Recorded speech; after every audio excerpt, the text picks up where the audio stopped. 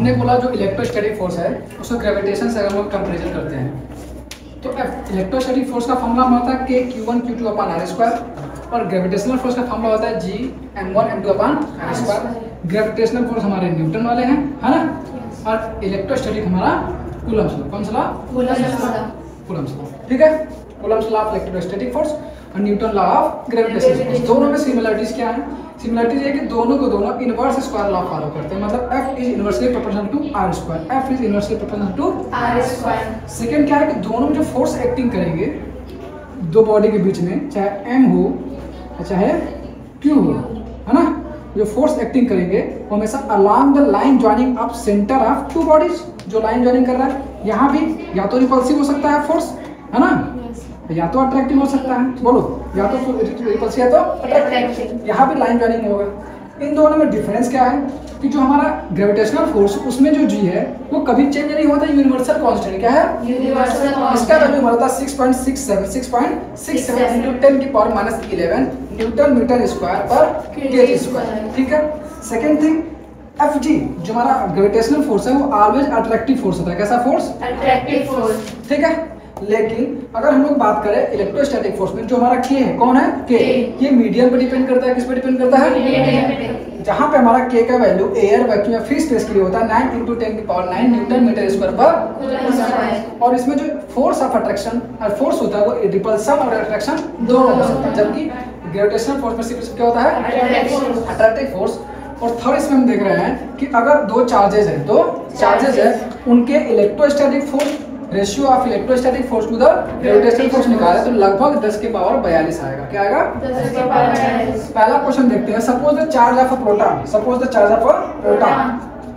ध्यान से देखना, charge of proton and electron, charge of proton and differ मतलब अंतर होना, डिफर मतलब अंतर, स्लाइटली मतलब थोड़ा सा, स्लाइटली मतलब थोड़ा सा। जबकि हमको पता है इलेक्ट्रॉन का चार्ज बराबर प्रोटॉन का चार्ज, एक माइनस और एक प्लस, कभी अंतर, लेकिन मान लो, सपोज मतलब मानो स्लाइटली अंतर है थोड़ा सा। One of them is minus E, electron का अगर माइनस ई है तो अदर इज ई प्लस ई। देखो ये माइनस ई था प्लस ई, मतलब ये प्रोटॉन का है।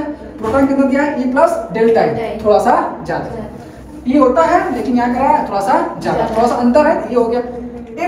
If the net electrostatic force and the gravitational force, यदि पूरा इलेक्ट्रोस्टैटिक फोर्स और gravitational force between two hydrogen atom, between placed at a distance d, at a distance d much greater than the atomic size, जो distance है atomic size से बहुत ज्यादा, apart is 0, तो जो Fe और Fg है बिटवीन टू हाइड्रोजन एटम वो क्या है? 0।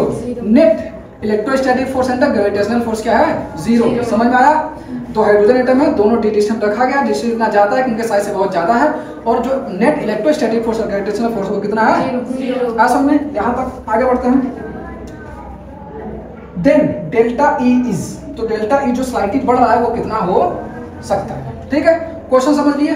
कह रहा है कि दो हाइड्रोजन एटम है, दो हाइड्रोजन कह रहा है कि मान लो कि जो इलेक्ट्रॉन है उसका चार्ज ई है, लेकिन प्रोटॉन का चार्ज थोड़ा सा ज्यादा है, डेल्टा ई ज्यादा हो है, इसका माइनस ई तो इसका ई प्लस डेल्टा ई, और उनके भी जो लगने वाला फोर्स इलेक्ट्रोस्टैटिक फोर्स और ग्रेविटेशनल फोर्स वो नेट टोटल क्या है? 0। क्या है?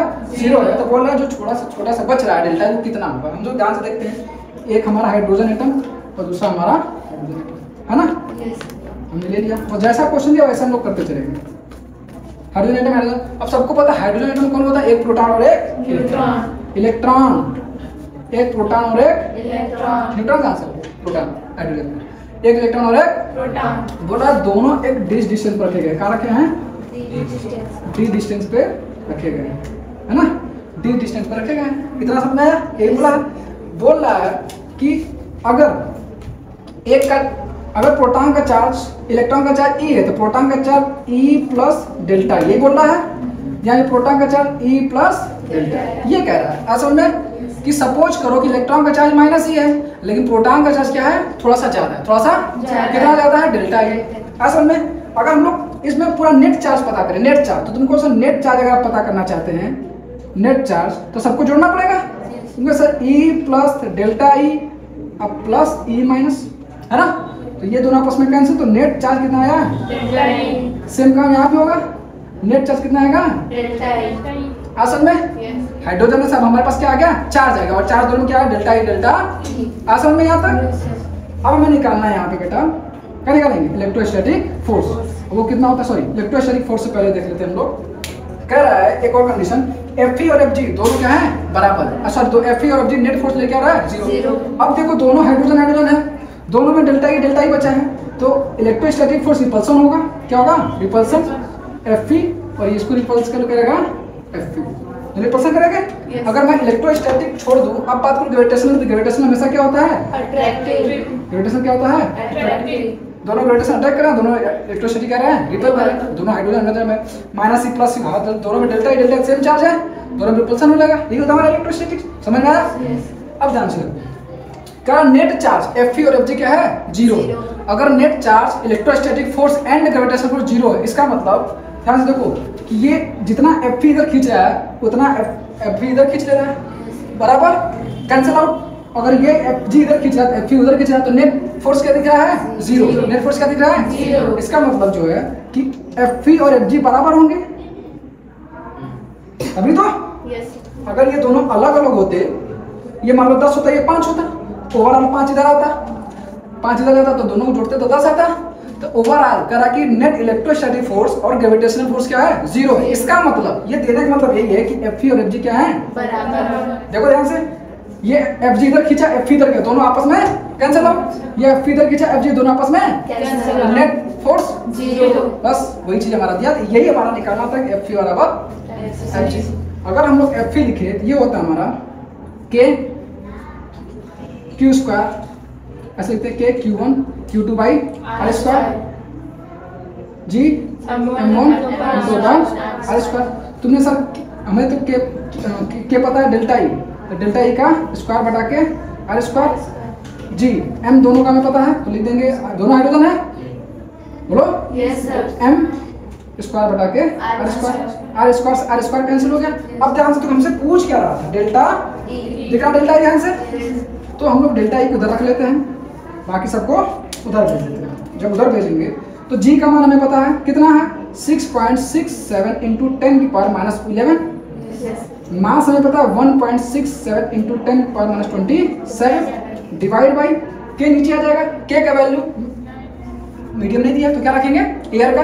दिया हमारा 9 इंटू 10 की पावर 9, बोलो। और ये सब को हम लोग किस में रख देंगे? अंडर डेल्टा ई का स्क्वायर था, चला गया अंडर। ऐसा समझ में? अब सॉल्यूशन करना है तो हम लोग देखेंगे -27 -11 और 9 पर चला जाएगा, है ना? कितना हो जाएगा? कितना हो जाएगा? 9 1 10 7 17, 9 10 7 17, 2 3 1 4 -47, है ना? बोलो। बाकी ये कैलकुलेशन करके हम लोग यहाँ से निकाल लेंगे अपना डेल्टा ई। तो वही स्लाइडली जो चेंज, देखो -67 कितना छोटा आ रहा है, -47, है ना? स्लाइडली चेंज हो रहा है, जबकि ऐसा होता नहीं, लेकिन सपोज करना है तो फिर भी हमारा माइनस का वो जो डेल्टा ई छोटा चेंज हो रहा है स्लाइडली, तो वो बहुत कम है। ऐसा समझ में? क्वेश्चन के आधार पे ये हमारा काम करना है। नीट 2019 क्वेश्चन है। सेकंड क्वेश्चन देखते हैं।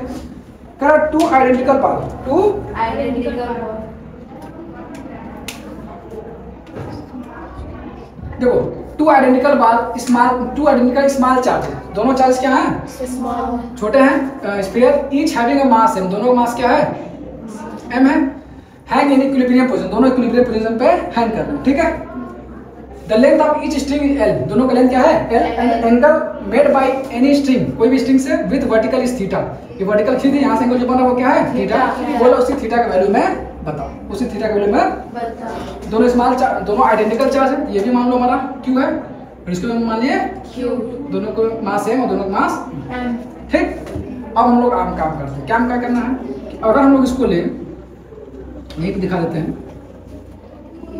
देखो कि अगर इस क्यूब हमने बोला कौन कौन से फोर्स काम करेंगे, कौन कौन से फोर्स काम करेंगे। पहला फोर्स देखोगे तो हमारा mg, इसका वेट ग्रेविटेशन, इसका वेट mg, इसका वेट हो गया।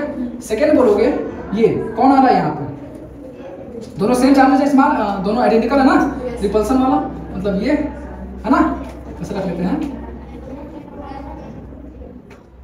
एक ये हो गया, ठीक है? बोलो Fe क्या हो गया? Fe।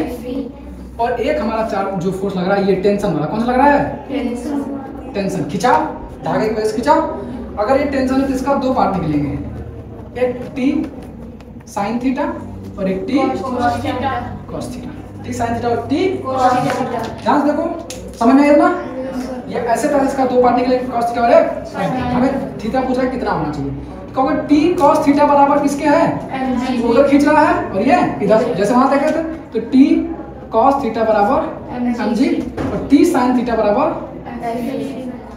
ft, दोनों को डिवाइड कर दे t ऐसे, इसको फर्स्ट इसको सेकंड, तो सेकंड डिवाइड बाई फर्स्ट, तो t sin theta by t cos theta बराबर एफ अपॉन mg, ये बनता है tan थीटा। क्या बनता है? t tan थीटा ना, t से t कैंसिल हो गया, तो tan थीटा बराबर एफ अपॉन mg, यही थीटा में पूछ रहा है, यही थीटा आपसे पूछ रहा है। थीटा जो हमारा किसमें आ रहा है, tan, किसमें आ रहा है, थीटा जब भी पूछेगा किसमें आएगा, tan, तो जो tan थीटा पूछा होगा कितना हो जाएगा हमारा एफ अपॉन। हर क्वेश्चन में जब भी तुम्हारा दो बार लटका दिए गए तो पूछेगा इस पे क्या फोर्स है, समझ जाना तुम्हारा क्या होने वाला है, tan थीटा बराबर एफ। अब ये जो है ना, ये अगर ये थीटा है, ध्यान से देखो, ये थीटा है और ये हमने बनाया और ये बना, तो ये भी क्या होगा, थीटा, तभी तो हमारा t cos थीटा और ये t sin थीटा, ये दोनों अपोजिट वाले एंगल हैं। ठीक, आ समझ में? जब भी दो बाल को ऐसे लटका दी, को आगे भी लटका है तो उसी तरह से करना है। तो एक पे जो लगने वाला है, क्या लगने वाला है, एफ अपॉन mg, जो tan थीटा होगा क्या होगा, एफ अपॉन mg। आ समझ में? फिर समझा? आगे ना, घबराना नहीं है, नहीं आएगा 4 बार लगाना, ठीक है? स्टार्टिंग का क्वेश्चन थ्योरी कुछ नहीं है, क्वेश्चन को समझना है हो क्या रहा है, खाली क्वेश्चन पढ़ो, क्वेश्चन क्या कह रहा है उसी आधार पे हमें करना है। अब देखो नेक्स्ट क्वेश्चन क्या कह रहा है, कह 2 पिच बाल कैरी इक्वल चार्ज, तुमने कहा सर इक्वल चार्ज मैंने बना दिया, ठीक है?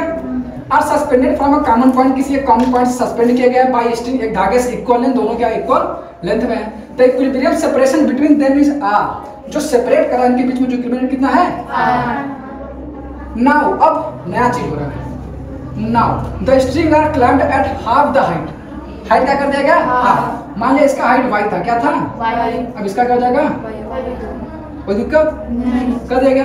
द इक्विलिब्रियम सेपरेशन बिटवीन, अब जो बोला ये इक्विलिब्रियम क्या होगा, मैंने मान लिया r डैश, क्या मान लिया r डैश, कोई पूछ रहा है कि क्या होगा, तो पहली बात इसको हमें पता है, तो भैया ये देखो t cos थीटा है ना, बोलो, और t sin थीटा, नीचे इधर एफ, यहाँ से हमारा एक फॉर्मूला निकल गया था कि tan थीटा बराबर एफ mg, ठीक, ये हमको निकालना है, तो निकालना। अब यहाँ से हम लोग क्वेश्चन सॉल्व करना शुरू करेंगे। tan थीटा बराबर क्या होता है, तुम्हें पता है कि tan थीटा अगर हम लोग निकालें तो क्या होता है, बेस अपॉन हाइट, जल्दी बोलो, सॉरी परपेंडिकुलर होता है ना, परपेंडिकुलर अपॉन बेस, ये होता है ना, tan theta perpendicular upon base, perpendicular तुमने कहा सर y है, क्या है, और बेस क्या है, r/2, मीडियम बीच में आ रहा है ना, ये बीच में आ रहा है ना, मीडियम मिडिल में है, तो r/2, तो यहाँ हम लिखेंगे tan थीटा बराबर y बटे के r/2, बोलो, तो ये 2/r, ये होगा, ये होगा, तो यहाँ पर हम लिखेंगे 2y/r बराबर F upon mg, F upon हमने कहा इलेक्ट्रोस्टैटिक फोर्स हम निकाल सकते दोनों, क्यों क्यों, तो लिखेंगे हम लोग के क्यू स्क्वायर बटा के आर स्क्वायर, कोई दिक्कत नहीं, तो पहला हमारा कंडीशन बन गया, पहला हमारा कंडीशन बन गया। सेकंड वाला पूछ रहा है, सेकंड वाला में सेम फार्मूला, वहां पे क्या लिखेंगे, tan थीटा डैश, दूसरा वाला tan है बराबर एफ अपॉन mg, यहाँ पे जो होगा ध्यान से देखो y/2 हो गया, क्या हो गया y/2, तो अगर हम लोग यहाँ पर tan थीटा रख रहे हैं तो परपेंडिकुलर पर क्या है, y/2, क्या है y/2, और ये क्या है r/2, r'/2, यानी ये दोनों कैंसिल आउट, y/r डैश, यहाँ लिखोगे y/r डैश बराबर एफ अपॉन mg, इस बार वही चीज के क्यू स्क्वायर अपॉन, ध्यान से देखो r डैश स्क्वायर, क्या होगा r डैश का स्क्वायर, एक तुम्हारा ये बना और एक तुम्हारा ये बना, अब दोनों को इक्वेट कर देंगे, क्या कर देंगे, इक्वेट ऐसे करेंगे कि के क्यू स्क्वायर इधर भी है, के क्यू स्क्वायर उधर भी है ना, बोलो, यहाँ पे आर स्क्वायर, यहाँ पे आर डैश स्क्वायर, हमें आर डैश चाहिए था, है ना, तो हम लोग ले रहे हैं कि आप कर लेते हैं,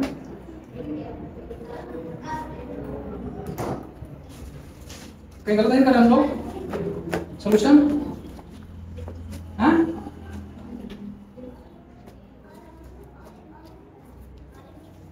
2y y perpendicular upon base.